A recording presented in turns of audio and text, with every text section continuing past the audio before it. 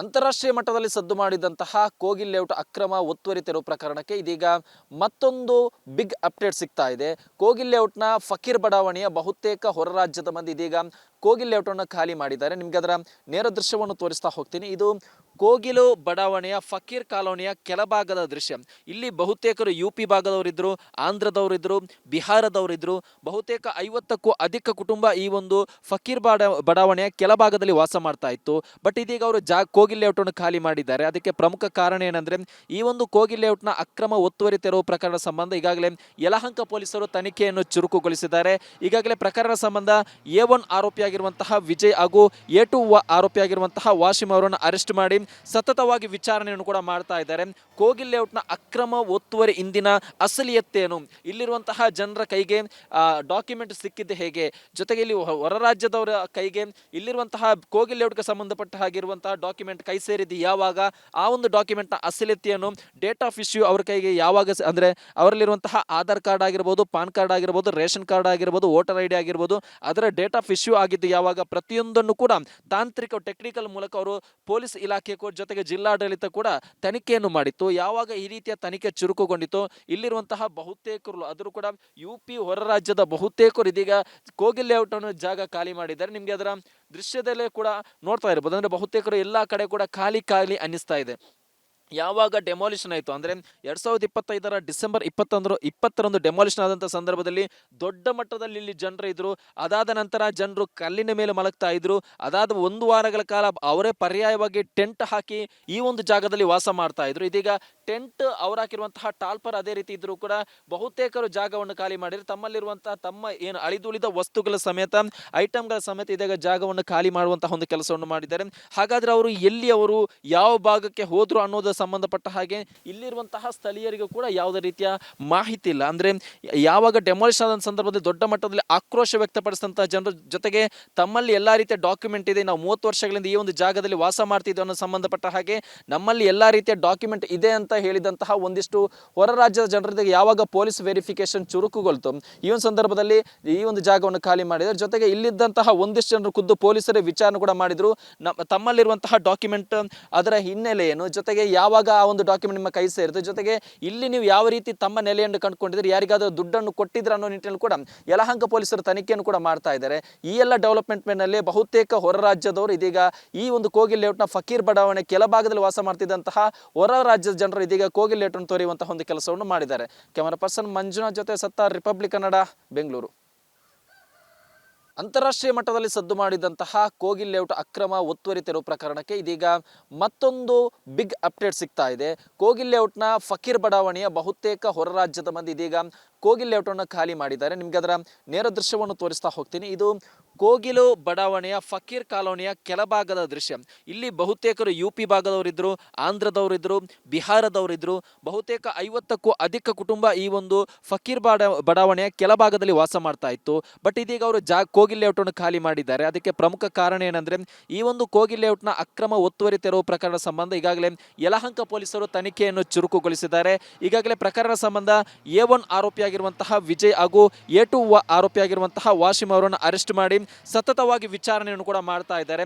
ಕೋಗಿಲ್ ಲೇಔಟ್ನ ಅಕ್ರಮ ಒತ್ತುವರಿ ಇಂದಿನ ಅಸಲಿಯತ್ತೇನು, ಇಲ್ಲಿರುವಂತಹ ಜನರ ಕೈಗೆ ಡಾಕ್ಯುಮೆಂಟ್ ಸಿಕ್ಕಿದ್ದು ಹೇಗೆ, ಜೊತೆಗೆ ಇಲ್ಲಿ ಹೊರ ರಾಜ್ಯದವರ ಕೈಗೆ ಇಲ್ಲಿರುವಂತಹ ಕೋಗಿಲ್ ಲೇಔಟ್ಗೆ ಸಂಬಂಧಪಟ್ಟ ಹಾಗಿರುವಂತಹ ಡಾಕ್ಯುಮೆಂಟ್ ಕೈ ಸೇರಿದ್ದು ಯಾವಾಗ, ಆ ಒಂದು ಡಾಕ್ಯುಮೆಂಟ್ನ ಅಸಲಿಯತೆಯನ್ನು ಡೇಟ್ ಆಫ್ ಇಶ್ಯೂ ಅವ್ರ ಕೈಗೆ ಯಾವಾಗ ಅಂದರೆ ಅವರಲ್ಲಿರುವಂತಹ ಆಧಾರ್ ಕಾರ್ಡ್ ಆಗಿರ್ಬೋದು, ಪಾನ್ ಕಾರ್ಡ್ ಆಗಿರ್ಬೋದು, ರೇಷನ್ ಕಾರ್ಡ್ ಆಗಿರ್ಬೋದು, ವೋಟರ್ ID ಆಗಿರ್ಬೋದು, ಅದರ ಡೇಟ್ ಆಫ್ ಇಶ್ಯೂ ಆಗಿದ್ದು ಯಾವಾಗ, ಪ್ರತಿಯೊಂದನ್ನು ಕೂಡ ತಾಂತ್ರಿಕ ಟೆಕ್ನಿಕಲ್ ಮೂಲಕ ಅವರು ಪೊಲೀಸ್ ಇಲಾಖೆ ಜೊತೆಗೆ ಜಿಲ್ಲಾಡಳಿತ ಕೂಡ ತನಿಖೆಯನ್ನು ಮಾಡಿತ್ತು. ಯಾವಾಗ ಈ ರೀತಿಯ ತನಿಖೆ ಚುರುಕುಗೊಂಡಿತು, ಇಲ್ಲಿರುವಂತಹ ಬಹುತೇಕರು ಅದರ ಕೂಡ UP ಹೊರ ರಾಜ್ಯದ ಬಹುತೇಕರು ಇದೀಗ ಕೋಗಿಲ್ ಲೇಔಟ್ ಅನ್ನು ಜಾಗ ಖಾಲಿ ಮಾಡಿದ್ದಾರೆ. ನಿಮ್ಗೆ ಅದರ ದೃಶ್ಯದಲ್ಲೇ ಕೂಡ ನೋಡ್ತಾ ಇರಬಹುದು. ಅಂದ್ರೆ ಬಹುತೇಕರು ಎಲ್ಲಾ ಕಡೆ ಕೂಡ ಖಾಲಿ ಖಾಲಿ ಅನ್ನಿಸ್ತಾ ಇದೆ.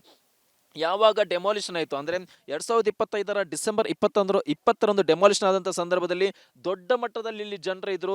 ಅದಾದ ನಂತರ ಜನರು ಕಲ್ಲಿನ ಮೇಲೆ ಮಲಗ್ತಾ ಇದ್ರು.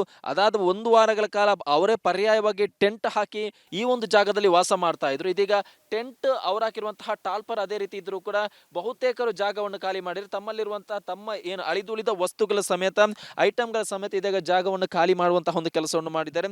ಹಾಗಾದ್ರೆ ಅವರು ಎಲ್ಲಿ, ಅವರು ಯಾವ ಭಾಗಕ್ಕೆ ಹೋದ್ರು ಅನ್ನೋದು ಸಂಬಂಧಪಟ್ಟ ಹಾಗೆ ಇಲ್ಲಿರುವಂತಹ ಸ್ಥಳೀಯರಿಗೂ ಕೂಡ ಯಾವುದೇ ರೀತಿಯ ಮಾಹಿತಿ ಇಲ್ಲ. ಅಂದರೆ ಯಾವಾಗ ಡೆಮಾಲಿಷನ್ ಆದ ಸಂದರ್ಭದಲ್ಲಿ ದೊಡ್ಡ ಮಟ್ಟದಲ್ಲಿ ಆಕ್ರೋಶ ವ್ಯಕ್ತಪಡಿಸಿದಂತಹ ಜನರ ಜೊತೆಗೆ ತಮ್ಮಲ್ಲಿ ಎಲ್ಲ ರೀತಿಯ ಡಾಕ್ಯುಮೆಂಟ್ ಇದೆ, ನಾವು 30 ವರ್ಷಗಳಿಂದ ಈ ಒಂದು ಜಾಗದಲ್ಲಿ ವಾಸ ಮಾಡ್ತಿದ್ವಿ ಅನ್ನೋ ಸಂಬಂಧಪಟ್ಟ ಹಾಗೆ ನಮ್ಮಲ್ಲಿ ಎಲ್ಲ ರೀತಿಯ ಡಾಕ್ಯುಮೆಂಟ್ ಇದೆ ಅಂತ ಹೇಳಿದಂತಹ ಒಂದಿಷ್ಟು ಹೊರ ರಾಜ್ಯದ ಜನರಿಗೆ ಯಾವಾಗ ಪೊಲೀಸ್ ವೆರಿಫಿಕೇಶನ್ ಚುರುಕುಗೊಳ್ತು, ಈ ಒಂದು ಸಂದರ್ಭದಲ್ಲಿ ಈ ಒಂದು ಜಾಗವನ್ನು ಖಾಲಿ ಮಾಡಿದ್ದಾರೆ. ಜೊತೆಗೆ ಇಲ್ಲಿದ್ದಂತಹ ಒಂದಿಷ್ಟು ಜನರು ಖುದ್ದು ಪೊಲೀಸರೇ ವಿಚಾರಣೆ ಕೂಡ ಮಾಡಿದ್ರು.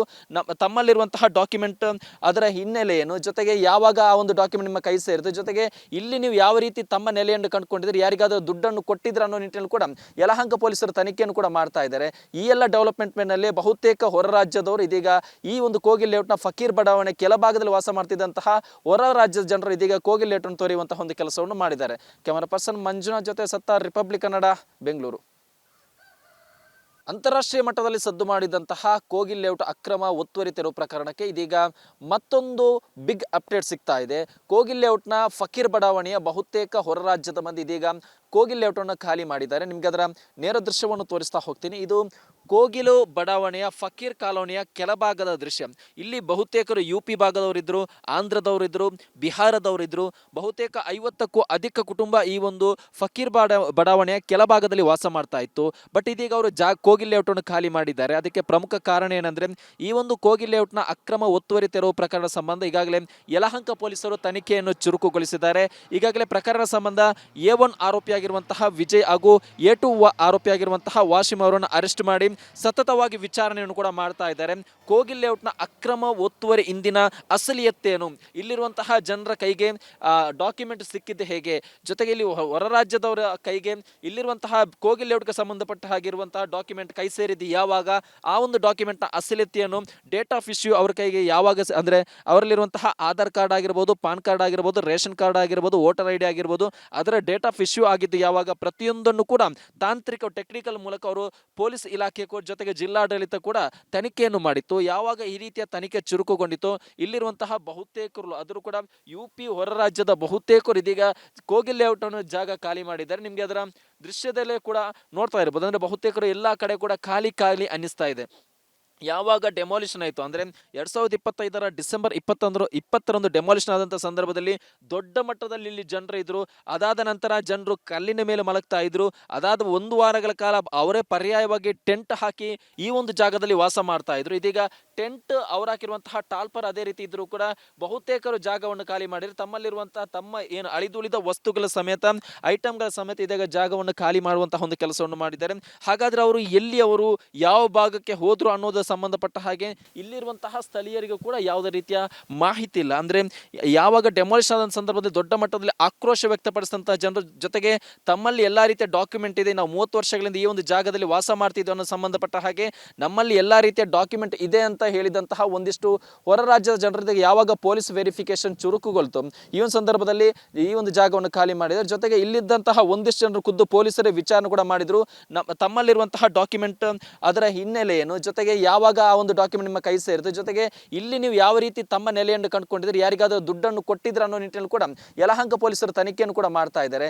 ಈ ಎಲ್ಲ ಡೆವಲಪ್ಮೆಂಟ್ ನಲ್ಲಿ ಬಹುತೇಕ ಹೊರ ರಾಜ್ಯದವರು ಇದೀಗ ಈ ಒಂದು ಕೋಗಿಲ್ ಲೇಔಟ್ನ ಫಕೀರ್ ಬಡಾವಣೆ ಕೆಳಭಾಗದಲ್ಲಿ ವಾಸ ಮಾಡ್ತಿದ್ದಂತಹ ಹೊರ ರಾಜ್ಯದ ಜನರು ಇದೀಗ ಕೋಗಿಲ್ ಲೇಔಟ್ ಅನ್ನು ತೊರೆಯುವಂತಹ ಒಂದು ಕೆಲಸವನ್ನು ಮಾಡಿದ್ದಾರೆ. ಕ್ಯಾಮರಾ ಪರ್ಸನ್ ಮಂಜುನಾಥ್ ಜೊತೆ ಸತ್ತಾರ್, ರಿಪಬ್ಲಿಕ್ ಕನ್ನಡ, ಬೆಂಗಳೂರು.